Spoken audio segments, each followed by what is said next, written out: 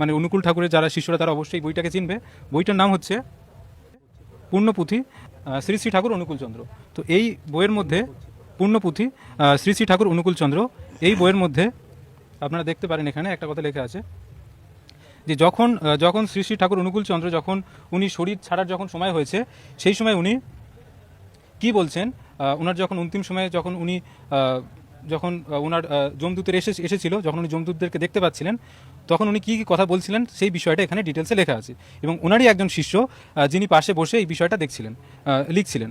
তো সেটা উনি কি বলছেন, ওকে, হ্যাঁ ওকে, দেখ কি ভয়ানক দুর্গন্ধ, কি যন্ত্রণা, ও কি বজ্র নিনাদ, ও যে ভয়ানক আর্তনাদ, এখানে কেউ নাই, ওগো কেউ নাই, ও কি জ্বলন্ত দৃশ্য, ও কি পাপ, ওরে মুক্তি নাই, আমি ভোগী, আমার মুক্তি নাই, আমার নড়বার ক্ষমতা নাই, ওগো কি কঠিন বাঁধন, আমার বাঁধনে আমি বদ্ধ, ওরে কেউ নাই, ওরে আমার ইচ্ছার বাঁধন কেটে দেবার কেউ নাই, ওগো ইচ্ছা, তোমার পায়ে ধরেছি ইচ্ছা, একবার আমায় মুক্ত করে দাও, তারপর আমি তোমায় মুক্ত করব। ও কি জ্বালা, আমি পর্দার হরণকারী, আমায় বাঁচাও, আমায় একবার আমার স্বরূপ জানতে দাও।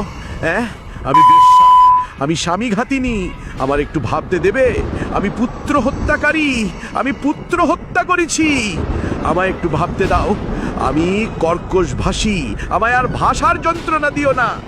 ওগো মৃত্যু, ওগো মৃত্যু, আমার মৃত্যু নাই, আমি আর যন্ত্রণা ভোগ করতে পারি না, আমি কি শুধুই জ্বালা ভোগ করব? ওগো ডাক্তার, আমায় রক্ষা করো, আমায় একটু ভাবতে দাও যে আমি অশরীরী। এরপর শ্রী শ্রী ঠাকুর অনুকূলচন্দ্র আরও কাতর কণ্ঠে করুণ সুরে বললেন, আমি মিথ্যা ভণ্ড গুরু, আমি ওদের হত্যা করেছি, আমার নির্বংশ হবে। ওগো কে আছে, আমি আর দীক্ষিত করব না, আর ভণ্ডামি করব না, আর আমি অবিশ্বাস করব না, আমি জপ করব, দূর হও অবিশ্বাস, আমি আর কোনো কালে অবিশ্বাস করব না।